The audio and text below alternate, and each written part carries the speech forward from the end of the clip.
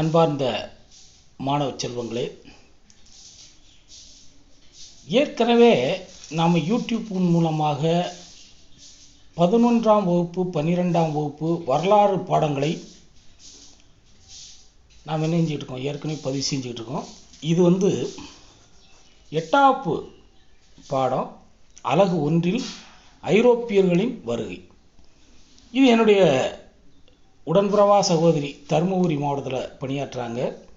அவர்களுடைய விருப்பத்திற்கிணங்க இந்த பதிவுகள் நீங்கள் தொடர்ந்து ஒத்துழைப்பு நல்கணும்னு நான் அன்போடு கேட்டுக்கொள்கிறேன்.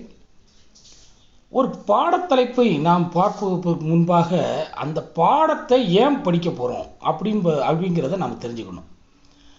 இப்போ இதில் முதல்ல நாம் பார்க்க வேண்டிய விஷயம் கற்றலுக்கான நோக்கங்கள். நமக்கு ஏற்கனவே கற்றலுக்கான நோக்கங்கள் கொடுத்துருக்கு. பொதுவாக நம்முடைய வரலாறு என்ற ஒன்றை பதிவு செய்வதற்கு மூல காரணமே ஐரோப்பியர்கள் தான். அப்போ அவங்களெலாம் வந்ததுக்கப்புறம் தான் நம்ம நாட்டில் எத்தனையோ தீமைகள் விளைந்தாலும் ஒரு சில நன்மைகளும் விளைந்தது. அதுலேயும் 18ஆம் 19ஆம் நூற்றாண்டுகளில் இந்தியாவிற்கு வருகை புரிந்த பல வெளிநாட்டு பயணிகள், வர்த்தகர்கள், சமய பரப்பாளர்கள் மற்றும் பொதுப்பணி ஊழியர்கள், அதுலேயும் சில பேர் நல்லவங்க இருந்தாங்க. அவங்கெல்லாம் நமக்காக பணியாற்றினாங்க. நாட்டின் பல்வேறு பகுதிகளில் நடைபெற்ற அனுபவங்களையும் உணர்வுகளையும் நமக்காகவே என்ன செஞ்சுருக்காங்க, ஏதோ ஒரு விதமாக விட்டு சென்றுள்ளார்கள். நவீன கால வரலாற்று நிகழ்வுகள் அறிய சர்வதேச, தேசிய மற்றும் வட்டார அளவில் நமக்கு ஏராளமான ஆதாரங்கள் கிடைச்சிருக்கு. இந்த நவீனமான இந்திய ஆதாரங்கள் எது அப்படிங்கிறத பற்றி இப்போ நாம் பார்க்க போகிறோம். அன்பார்ந்த மாணவ செல்வங்களே, நாம் பாடப்புத்தகத்தையும் கவனித்து கொண்டே நாம் என்ன செய்யணும், நாம் கூறக்கூடிய தகவல்களையும் கேட்டுக்கொண்டே இருந்தாலே ஓரளவு நன்கு கற்றறிந்த ஒரு மனநிலைக்கு வரலாம். இப்போ நவீன இந்தியாவோட வரலாற்று ஆதாரங்கள், அதாவது நாட்டோட அரசியல், சமூக, பொருளாதார மற்றும் கலாச்சார முன்னேற்றங்களை பற்றி நமக்கு அறியணும்னா இந்த நவீன கால இந்தியாவோட வரலாற்று ஆதாரங்கள் ரொம்ப அவசியமானதாக இருக்குது. அது நமக்கு ஓரளவு இருக்குது. தொடக்க காலத்திலேருந்தே போர்ச்சுகீசியர்கள், டச்சுக்காரர்கள், பிரெஞ்சுக்காரர்கள், டேனியர்கள் மற்றும் ஆங்கிலேயர்கள் என்ன செஞ்சாங்க, தங்களுடைய அலுவலக செயல்பாடுகளை எல்லாமே இந்தியாவுக்கு வணிகம் செய்ய என்று நம்ம நாட்டில் டென்ட் அடித்தவங்க இவங்கெல்லாம் என்ன செஞ்சாங்க, தங்களுடைய அலுவலக செயல்பாடுகளை தங்களுடைய அரசாங்க பதிவேடுகளில் பூராமே பதிவு செஞ்சுக்கிட்டே இருந்தாங்க. அதை அவங்கள்ட்ட ஒரு வழக்கம் முறையாக பராமரிப்பாங்க. அப்படிப்பட்ட பராமரிக்கப்பட்ட அவர்களுடைய பதிவுகள் இந்தியாவில் அவர்களுடைய தொடர்புகள் பற்றி அறிய உதவக்கூடிய இன்றைக்கு மதிப்புமிக்க ஒரு ஆதாரங்களாக நமக்கு இருக்கு.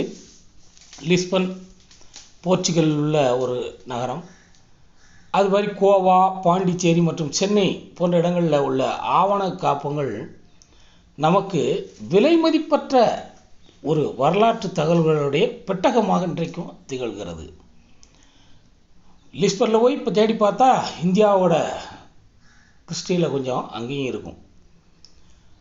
பொதுவாகவே சான்றுகள் நமக்கு வரலாற்றில் ரொம்ப அவசியம். இந்த சான்றுகள் நமக்கு எப்படி வகைப்படுத்தப்பட்டிருக்குங்கிறத பற்றி தான் நம்ம இப்போ பார்க்க போகிறோம். பொதுவாக ஒரு வரலாறு எழுதுறதுக்கு எழுதப்பட்ட மற்றும் பயன்பாட்டு பொருளாதாரங்கள் நமக்கு உதவுது. இதில் எழுதப்பட்ட ஆதாரங்கள் என்னென்னது? அச்சுப்பதிப்புக்கு முன்பே நாம் என்ன செஞ்சோம், ஓலைச்சுவடியில் எழுதக்கூடிய வழக்கம் நம்மகிட்ட இருந்தது. அது மாதிரி கல்லில் எழுதி பொறிக்கக்கூடிய வழக்கம் இருந்தது. அதுபோல் செப்பு பட்டயங்கள்லேயும் இன்னும் பிற உலோகங்கள்லையும் எழுதக்கூடிய வழக்கம் நம்மகிட்ட இருந்தது. ஆனால் அச்சுப்பு இயந்திரம் கண்டுபிடிக்கப்பட்டதுக்கு பின்னால் பல்வேறு மொழிகளில் எண்ணற்ற புத்தகங்களாக நமக்கு என்ன செஞ்சிருச்சு, அச்சிடப்பட்டு வெளியிடப்பட்டன. இதன் விளைவாக என்னாச்சு, கலை, இலக்கியம், வரலாறு, அறிவியல் போன்ற துறைகளை பற்றி இந்த மக்கள் சாமானிய மக்களும் எளிதாக நமக்கு அறிய ஒரு வாய்ப்பு கிடைச்சது. இந்தியாவின் ஏராளமான செல்வத்தை பற்றி அன்றைக்கு வந்த பல்வேறு வெளிநாட்டு பயணிகள் வந்தாங்க இந்தியாவுக்கு. யுவான் சுவாங்லேருந்து நம்மளுடைய மருத்துவ சார்ந்த நிறைய குறிப்புகள் அவரெல்லாம் கொண்டு போனதாக சொல்லுவாங்க. பாக்யான், மார்க்கோ போலோ, இது மாதிரி நிறைய சொல்லலாம். இந்த மார்க்கோ போலோ இணைஞ்சிருக்காரு. இவர் வந்து கிரேக்க நாட்டு பயணி. இவர் வந்து சில வெளிநாட்டு பயணிகளின் பயண குறிப்புகள்லேருந்து இது போன்ற பயணிகளோட பயண குறிப்புகள்லேருந்து நம்முடைய இந்தியாவோட வளம் என்ன, இந்தியாவில் என்ன நிலையில் இருக்கிறோம். ஒரு கட்டத்தில் அங்கே உள்ளவங்க எழுதியிருந்திருக்காங்க, இந்தியர்களில் யாருமே பிச்சை எடுக்கலை அப்படின்னு சொல்லி எழுதியிருந்திருக்காங்க. அப்போ இதெல்லாம் அவங்க என்ன செய்கிறாங்க, ஐரோப்பியர்கள் தெரிஞ்சுக்கிறாங்க ஓரளவு. அப்போ இந்த நாடு ரொம்ப வளமான ஒரு நாடு. ஆமாம், அந்த காலத்திலே கருமிளகை ஏற்றுமதி செய்து அதற்கு பதிலாக நம்ம என்ன குதிரைகளையும் தங்கத்தையும் பெற்றதாகவே வரலாறு இருக்குது. அப்போ இந்த குறிப்புகள்லாம் ஐரோப்பியர்களை வந்து இந்தியாவை நோக்கி நமக்கு என்ன செய்யுது, வர வைக்குது. இந்த தமிழ் வரலாற்று குறிப்பு ஆவணங்களில் முக்கியமாக இருக்க வேண்டிய ஒரு பேர் யாருன்னா ஆனந்தரங்கம். இந்த ஆனந்தரங்கத்தை பற்றி நமக்கு ஏற்கனவே தமிழில் துணைப்பாடத்தில் ஒரு பாடத்தில் நான் ஏற்கனவே படிச்சிருக்கேன். இவர் வந்து பாண்டிச்சேரி அரசாங்கத்தில் இணைஞ்சார், பணியாற்றினார். அந்த பாண்டிச்சேரி அரசாங்கம் அப்பொழுது பிரெஞ்சுக்காரருடைய கட்டுப்பாட்டில் இருக்குது. இந்த பிரெஞ்சு வர்த்தகத்தில் மொழிபெயர்ப்பாளராக தமிழை, அதாவது பிரெஞ்சுக்காரர்களுக்கு தமிழ் தெரியாது, தமிழ் தெரிஞ்சவனுக்கு பிரெஞ்சு தெரியாது, ஆனால் இவருக்கு 2 மொழியும் தெரிஞ்சதுனால மொழிபெயர்ப்பாளராக இவர் இணைஞ்சிருக்காரு. ஒரு 1736லேருந்து 60 வரைக்கும் இருந்திருக்காரு. அப்போ அந்த காலகட்டத்தில் இவர் இணைஞ்சிருக்காரு. தன்னுடைய ஒவ்வொரு நடவடிக்கைகளையும் இணைஞ்சிருக்காரு, எழுதிக்கிட்டே வந்திருக்காரு. அதாவது பிரெஞ்சு இந்திய உறவுமுறை பற்றி அன்றாட நிகழ்வோட குறிப்புகளை அக்காலத்தை பற்றி அறிய உதவக்கூடிய ஒரே எழுதப்பட்ட சமய சார்பற்ற மதிப்புமிக்க பதிவாக நமக்கு இன்னைக்கு கிடைச்சிருக்கு. அதை நாம் நினைக்கிறோம்னா அப்போ எந்த அளவுக்கு அவர் அந்த காலகட்டத்தில் அதை பதிவு பண்ணி வச்சுப்பான்னு பார்த்துக்கோங்க. அவரது குறிப்புகள் என்ன செய்யுது, அரசியல் தீர்வுகளை வெளிப்படையாக விளக்கும் வரலாற்று ஆதாரமாகவும் நமக்கு விளங்குது. எழுதப்பட்ட ஆதாரங்கள் என்பவை இலக்கியங்கள், பயண குறிப்புகள், நாட்குறிப்புகள், சுயசரிதை, துண்டு பிரசுரங்கள், அரசாங்க ஆவணங்கள் மற்றும் கையெழுத்து பிரதிகள் ஆகியவற்றை உள்ளடக்கியதுன்னு நாம் எடுத்துக்கணும். அப்போ ஆவண காப்பகம் ஆவணம்னா என்னன்னு தெரியணும். ஆவணம் என்பது என்ன, எழுதப்பட்ட ஒரு நூலாக இருக்கலாம், அதாவது பொறிக்கப்பட்ட கல்வெட்டுகளாக இருக்கலாம், ஓலைச்சுவடிகளாக இருக்கலாம், பதிவு செய்யப்பட்ட ஒரு ரெக்கார்டிங் இருக்கலாம், அல்லது ஒளி புகைப்படமாக இருக்கலாம். இப்படி பல்வேறு விஷயங்களை பாதுகாத்து வைக்கிற பேர் தான் ஆவணம். அப்போ அதை பாதுகாக்கக்கூடிய இடம் தான் ஆவண காப்பகம். இந்த வரலாற்று ஆவணங்கள் பாதுகாக்கப்படக்கூடிய இடம் ஆவண காப்பகம் என்று அழைக்கப்படுகிறது. அப்போ ஆவணம்னா என்னென்னு தெரியணும், அதை பாதுகாக்கக்கூடிய இடம் தான் ஆவண காப்பகம். இது இந்திய அளவுலையும் இருக்குது, மாநில அளவுலையும் இருக்குது. நமக்கு சென்னையிலையும் எக்மூர் பக்கத்தில் இருக்குது. அப்போ இந்திய தேசிய ஆவண காப்பு என்று சொல்லக்கூடிய என்ஐஏ புதுதில்லியில் அமைந்திருக்கு. இது இந்திய அரசின் ஆவணங்களை பாதுகாக்கக்கூடிய ஒரு முதன்மையான காப்பகம். இது கடந்த கால நிர்வாக முறைகளை புரிந்து கொள்வதற்கும் அனைத்து தகவல்களுடன் தற்கால மற்றும் எதிர்கால தலைமுறையினருக்கும் இது ஒரு வழிகாட்டியாக விளங்குது. பொதுவாக வரலாறு படிக்கிறதோட நோக்கமே என்ன, கடந்த காலத்தில் விளங்கிய சிறந்ததை நாம் எடுத்துக்கொள்ள வேண்டும். கடந்த காலத்தில் நிகழ்ந்த நமக்கு சில கொடுமைகள் நடந்தது, அந்த கொடுமைகளை நிகழாவண்ணம் பார்த்துக்கணும். இதுக்கு தான் வரலாறு படிக்கிறது. ஆக இந்தியாவின் அரசியல், சமூக, பொருளாதார, கலாச்சாரம் மற்றும் அறிவியல் ரீதியான வாழ்க்கை மற்றும் மக்கள் நடவடிக்கை கொடுத்து தெரிந்து கொள்வதற்கான உண்மையான சான்றுகள் இதெல்லாம் அடங்கியிருக்கு. ஆக இது ஆசியாவிலே உள்ள ஆவண காப்பகங்களில் மிகவும் பெரியது. இருக்காதா? ஏன்னா ஒரு காலத்தில் மனித இனம் தோன்றிய ஆரம்ப காலகட்டத்தில் மனித இனம் தோன்றிய பகுதி, அப்போ ஆதியிலேருந்து மனிதன் வாழ்ந்த பகுதி. அப்போ இங்கே நிறைய ஆவணங்கள் கிடைக்கத்தான் செய்யும். அதுவும் எண்ணற்ற நம்முடைய மன்னர்கள் வாழ்ந்து மறைந்த பூமி. நல்லா ஒரு விஷயத்தை கவனிக்கணும். வெள்ளைக்காரங்களாலும் சில நன்மைகள் நடந்துச்சுன்னு சொன்னோம். அது மாதிரி இவரும் பாருங்கள், ஜார்ஜ் வில்லியம் ஃபாரஸ்ட் என்பவர் இந்திய தேசிய ஆவண காப்பகத்தோட தந்தை என்றே அழைக்கப்படுறார். இவர் தான் அதை பத்திரப்படுத்துறதுக்கு உண்டான வேலையை செஞ்சவர். இப்படி உங்களுக்கு தெரியுமா என்று நமக்கு பாக்ஸில் போட்டிருக்கக்கூடிய அந்த பதிவுகளை எப்போயுமே நல்லா பார்த்துக்கணும். இது ஒரு மதிப்பெண்ணாக நமக்கு கேட்கலாம். அடுத்து வந்து தமிழ்நாடு ஆவண காப்பகம். நான் ஏற்கனவே சொன்னேன், சென்னை எழும்பூருக்கு அருகாமையில் இது இருக்குன்னு சொல்லி. தற்போது இந்த தமிழ்நாடு ஆவண காப்பகம் வந்து சென்னை பதிப்பாசனம் என்று சொல்லலாம். இது தென்னிந்தியாவோட மிக பழமையான மற்றும் மிகப்பெரிய களஞ்சியங்களில் ஒன்றாகும். களஞ்சியம் என்றால் சேமிக்கக்கூடிய இடம்னு அர்த்தம். அப்போ அங்குள்ள பெரும்பாலான ஆவணங்கள் ஆங்கிலத்தில் தான் இருக்குது.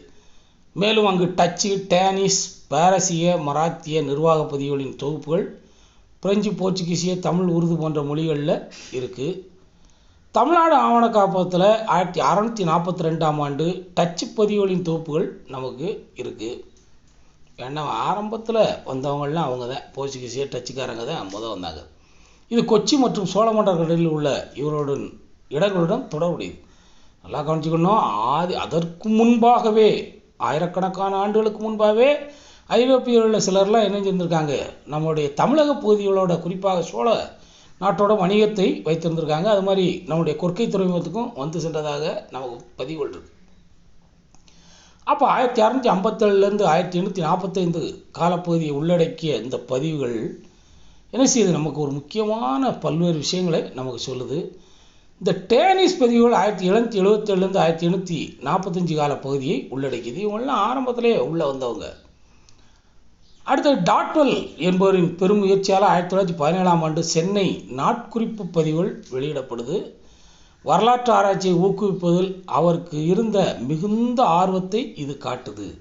அதாவது நாட்குறிப்பு பதிவுகள் என்றாலே அன்றாட நடக்கக்கூடிய செய்திகளை இணையிறது, பதிவு செய்து ஒரு இதழாகவே வெளியிடுறது. அது மாதிரி தமிழ்நாடு ஆவண காப்ப வரலாற்றின் ஒரு புதிய அத்தியாயத்தை அவர் தான் தொடங்கி வைக்கிறாரு. அடுத்து ஆவணம் 1, 2வது பயன்பாட்டு பொருள் ஆதாரங்கள். இப்போ நம்ம அன்றாடம் பயன்படுத்தக்கூடிய சில பொருட்கள் எல்லாம் நாம் என்ன செய்யலாம், அதையும் ஆதாரங்களாக எடுத்துக்கலாம். பல ஓவியங்கள் மற்றும் சிலைகள் நவீன இந்திய வரலாற்றின் முதன்மை ஆதாரங்களாக உள்ளன. அவை தேசிய தலைவர்களின் சாதனைகளையும் வரலாற்று பிரமுகர்கள் பற்றிய தகவல்களையும் நமக்கு நிறைய தருது. இந்திய கட்டடக்கலையோட கலை அம்சம் மற்றும் தொழில்நுட்பத்தின் சான்றாக புனித பிரான்சிஸ் ஆலயம், அதாவது கொச்சியில் இருக்குது. அது மாதிரி புனித லூயிஸ் கோட்டை பாண்டிச்சேரியில் இருக்குது. அது மாதிரி சென்னையில் நம்ம தலைமை செயலகமாக செயல்படக்கூடிய புனித ஜார்ஜ் கோட்டை, அது மாதிரி கடலூரில் புனித டேவிட் கோட்டை, அது மாதிரி இந்தியா கேட் என்று சொல்லக்கூடிய ஒரு பெரிய ஆர்ச் இருக்கும். அது மாதிரி டெல்லி பாராளுமன்றம், குடியரசுத் தலைவர் மாளிகம், இதெல்லாம் நமக்கு இருக்குது. இதெல்லாம் நம்மளுடைய பழைய அதாவது ஆங்கிலேயர்களாலும் அதற்கு முந்தைய முகலாய வம்சங்களாலும் நமக்கு உருவாக்கப்பட்ட பல இது. அப்போ சமய கலாச்சார வரலாற்று மதிப்புமிக்க பொருள் மூலங்கள் சேகரிக்கப்பட்டு அவை என்ன செய்யப்பட்டிருக்கு, இந்த அருங்காட்சியகங்கள்லாம் பாதுகாக்க வைக்கப்படுது. அதுக்காக சின்ன சின்ன பொருளை சேமிக்கலாம். அதுக்காக டெல்லியில் உள்ள ஆர்ச்சை கொண்டு வந்து இங்கே வைக்க முடியுமா? அது அதே இடத்துல தான் இன்றைக்கும் இருக்குது. அப்போ இந்த அருங்காட்சியகங்கள் நமது கலாச்சாரத்தை பாதுகாத்து நமக்கு மேம்படுத்த ஒரு உதவுகின்ற அந்த கால நம்முடைய முன்னோர்கள் செய்து வைத்த அந்த அற்புதமான படைப்புகளை நம்ம பாதுகாத்தாலே அது ஒரு பெரிய விஷயம் தான். இன்றைக்கு போய் நினைஞ்சிட்டு இருக்கோம், கோயிலில் போய் நம்ம நினைஞ்சிட்டு இருக்கோம், பேர் எழுதிக்கிட்டு இருக்கோம். அதெல்லாம் ஆயிரக்கணக்கான ஆண்டுகளுக்கு முன்பு அந்த கால மன்னர்கள் பாறையே இல்லாத இடங்களில் தஞ்சை பெரிய கோயிலை கட்டியிருக்காரு. பாறையே அந்த சுற்று வட்டாரத்தில் கிடையாது. பல மைல்கள் தொலைவு போய் தான் என்ன செய்யணும், பாறைகளை கொண்டு வரணும். இப்படிப்பட்ட இடத்துல போய் நம்ம என்ன செய்யக்கூடாது, அங்கே கிறுக்கி வைக்கவும் எதாவது நோண்டி வைக்கவும் கூடாது. அது நம்மளுடைய பாரம்பரிய சின்னம். அது மாதிரி டெல்லியில் உள்ள மிகப்பெரிய அருங்காட்சியம் இந்தியாவோட மிகப்பெரிய தேசிய அருங்காட்சியமாக செயல்படுதுன்னு நான் ஏற்கனவே சொன்னோம். இது 1949ஆம் ஆண்டே நிறுவப்பட்டிருக்கு. இதெல்லாம் நம்ம நல்லா கவனிச்சுக்கணும். அது மாதிரி நிர்வாக வரலாற்றை அறிய ஒரு சிறந்த ஆதாரமாக அடுத்து திகழக்கூடியது என்னென்னு பார்த்தா நாணயங்கள். நவீன இந்தியாவின் முதல் நாணயம் கிபி 1862ஆம் ஆண்டு ஆங்கில ஆட்சியில் தான் வெளியிடப்பட்டிருக்கு. ஆனால் நாணயங்கள் அந்த கால பண்டைய கால மன்னர்களாலே வெளியிடப்பட்டிருக்கு. ஆனால் இன்றைக்கு நவீன கால நாணயம் என்பது 1862 தான் ஆங்கில ஆட்சியில் வெளியிடப்பட்டிருக்கு. ராணி விக்டோரியாவுக்கு பிறகு அரியணை ஏறிய மன்னர் 7ஆம் எட்வர்ட் அவர் இணைஞ்சார், தனது உருவந்தாங்கிய நாணயத்தை வெளியிட்டார். என்னையா ஆங்கிலேயர் இங்கே வெளியிடுறதுக்கு என்னையா காரணம்? அந்த ஆங்கில கிழக்கிந்திய கம்பெனி தான் இணைஞ்சது. ஆரம்பத்தில் பிடிச்சி வச்சுக்கிட்டு இருந்துச்சு.